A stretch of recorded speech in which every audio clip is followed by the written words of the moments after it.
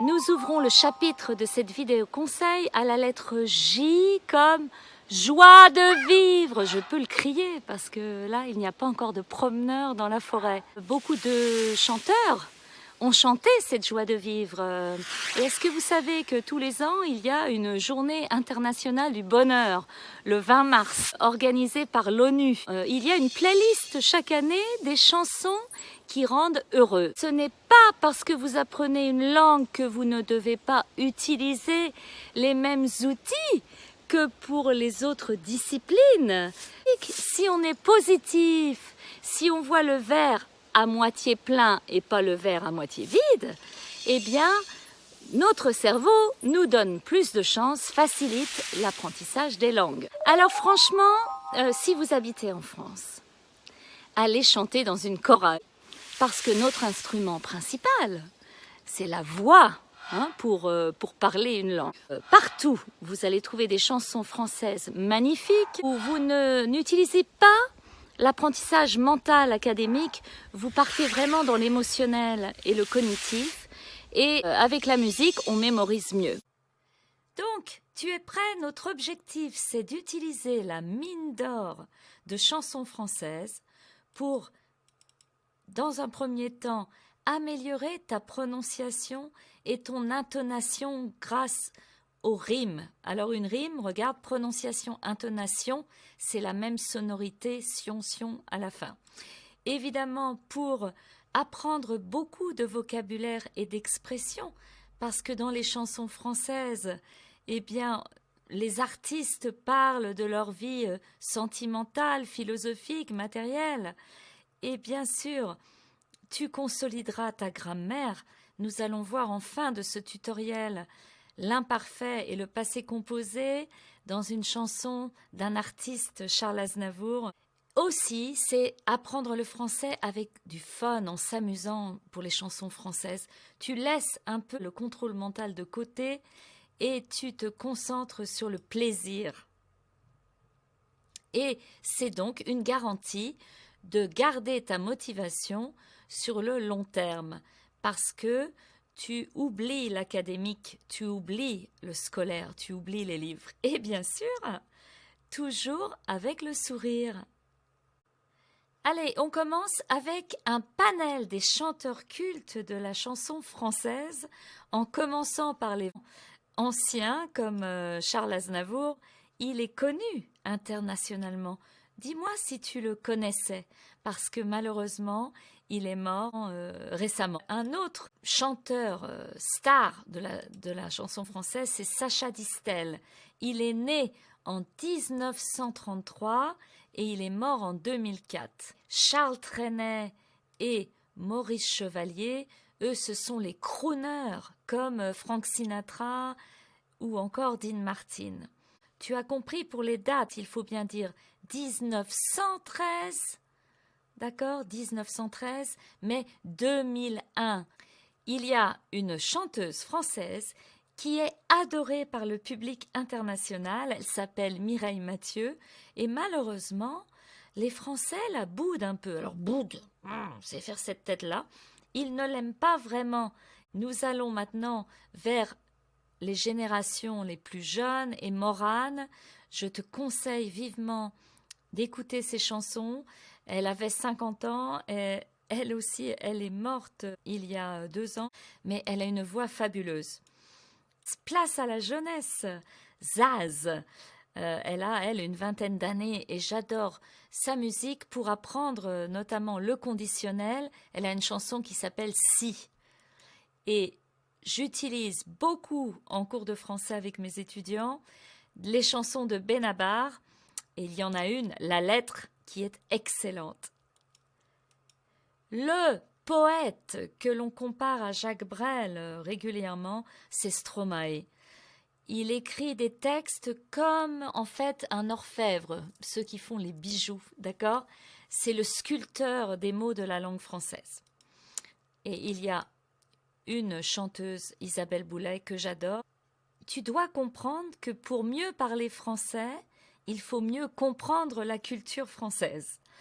Les chansons populaires des années 60, elles pouvaient être très rigolotes Et ici, c'est une chanson de Nino Ferrer qui s'appelle « Les cornichons ». Pour améliorer ton intonation, je te propose un exercice que tu vas faire après notre tutoriel. Tu vas trouver les rimes qui vont avec la colonne de gauche. On est parti samedi dans une grosse voiture et regarde colonne de droite, tu dois choisir la rime. Faire tous ensemble un grand pique-nique dans la coiffure, parure, nature. Ok? Et je vais te mettre évidemment en lien avec cette vidéo toutes les chansons dont je parle aujourd'hui avec toi. Évidemment, là, c'est la nature. De la moutarde, du pain, du beurre, des cornichons. Et alors, des rognons, des petits oignons. Tu vas vraiment écouter et tu vas trouver la rime. Des confitures et des œufs durs ou des ordures. Voilà, et tu vas continuer comme ça. C'est une famille qui part faire un pique-nique et c'est très très amusant. Là, tu peux rigoler à fond, c'est trop chouette. On change de registre. Allez, on plonge dans l'ambiance de Paris si tu veux bien. Une chanson de 1951. Là, je te propose un exercice différent. Sous le ciel de Paris, il faut que tu choisisses la ligne du couplet ou du refrain. S'envole une chanson, s'envole un pinson, s'envole un poisson. Tu vas aller chercher la chanson en tapant « Sous le ciel de Paris » avec parole. Si c'est difficile pour toi. Si tu es à un niveau plus intermédiaire avancé, tu mets juste « Sous le ciel de Paris » mais tu n'as pas besoin des paroles. C'est « S'envole une chanson ». J'ai choisi quelques extraits de la chanson. Leur bonheur se construit sur un père fait pour eux, sur un air fait pour eux, sous une aire faite pour eux. Alors, c'est intéressant parce qu'un air de musique, c'est « Sous le ciel de Paris s'envole une chanson ». Si vous regardez mes vidéos sur YouTube, je commence toujours avec l'air de cette chanson. Leur bonheur se construit sur un air fait pour eux. Allez, un petit troisième. Deux musiciens, quelques badauds, puis des rangs par milliers, des bancs par milliers ou des gens par milliers? Des gens par milliers. La chanson, c'est à Paris, près de Notre-Dame. Vous voyez, on a les sensations du pays. Il faut apprendre la langue à travers la culture. Près de Notre-Dame. Est-ce que c'est parfois roule un tram? Est-ce que c'est parfois coule une larme? Ou parfois couve un drame? Tu mets ça dans la section de commentaires sous cette vidéo et je te donne la réponse, c'est parfois couve un drame. Numéro 5. L'accordéon d'un marinier. L'espoir fleurit. Le soir fleurit. Laisse-toi fleurir. Il faut garder l'espoir. J'ai filmé cette vidéo comme le 30 octobre. C'est pour ça mes petits dessins d'Halloween autour de ma vidéo. Et hier, notre président Emmanuel Macron a annoncé le reconfinement du pays. Donc nous avons besoin de garder l'énergie positive et si tu apprends le français avec des chansons, je te garantis, ça va te donner l'énergie pour laisser l'espoir fleurir. Ok? Tu dois écouter la chanson de Charles Aznavour, La Bohème, de 1965. Tu vas revenir ensuite sur ce tutoriel et tu vas me dire quel est le sentiment qui se dégage de cette chanson. Tu l'entends dans ma voix, j'imagine. C'est la nostalgie en ce qui concerne Charles Aznavour des années 60. Et ce qui est intéressant avec cette chanson, c'est d'étudier la différence entre l'imparfait et le passé composé. Montmartre, en ces temps-là, accrochait ses lilas. La bohème, ça voulait dire on est heureux. Tu vois, tu dois choisir en fait entre le passé composé ou l'imparfait à chaque fois ici. Et je vais t'expliquer tout de suite pourquoi on utilise l'un et on n'utilise pas l'autre. Je vous parle d'un temps que les moins de 20 ans ne peuvent pas connaître. Montmartre en ces temps-là accrochait ses lilas. Eh bien, la première utilisation de l'imparfait, c'est pour faire une description des habitudes des gens au passé, des choses qu'ils faisaient souvent. Eh bien, à Montmartre, on accrochait des jardinières avec des lilas. Et si l'humble garni qui nous servait de nid ne payait pas de mine. Ne payait pas de mine, c'est-à-dire qu'il était misérable. La deuxième utilisation de l'imparfait, c'est pour décrire un état des choses, une description au passé neutre. C'est là qu'on s'est connu. Alors on s'est connu. Il a connu l'artiste qui posait nu et il peignait cet artiste sur sa toile. Eh bien, il l'a connu une fois. Quand c'est une action ponctuelle, on a rencontré quelqu'un, on a connu quelqu'un, c'est le jour où on l'a connu, on utilise le passé composé. Moi qui criais famine et toi qui posais nu. Eh bien oui, ils avaient faim.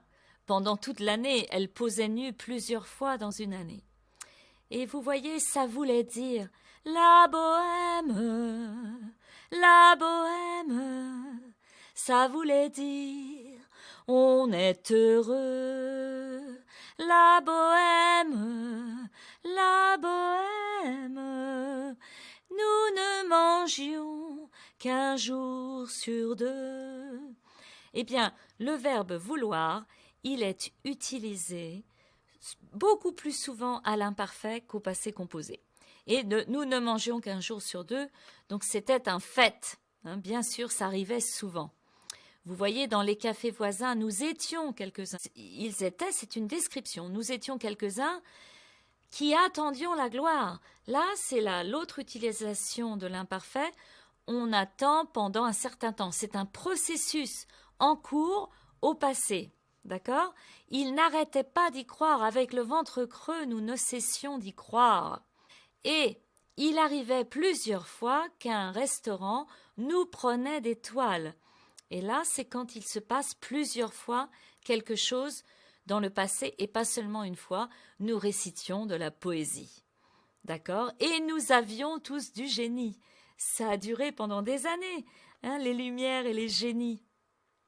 Alors, vous continuerez à écouter cette chanson avec les paroles sur YouTube, Deezer, Spotify, comme vous voulez.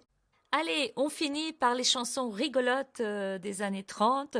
Celle-ci s'appelle « Tout va très bien, Madame la Marquise » et l'exercice que tu pourras faire en écoutant la chanson, c'est de mettre en ordre chronologiquement les éléments de l'histoire. En fait, tout ne va pas très bien, tout va très mal. Tu verras, après tu pourras remettre dans l'ordre. Mais ça commence « Tout va très bien, Madame la Marquise, tout va très bien, tout va très bien.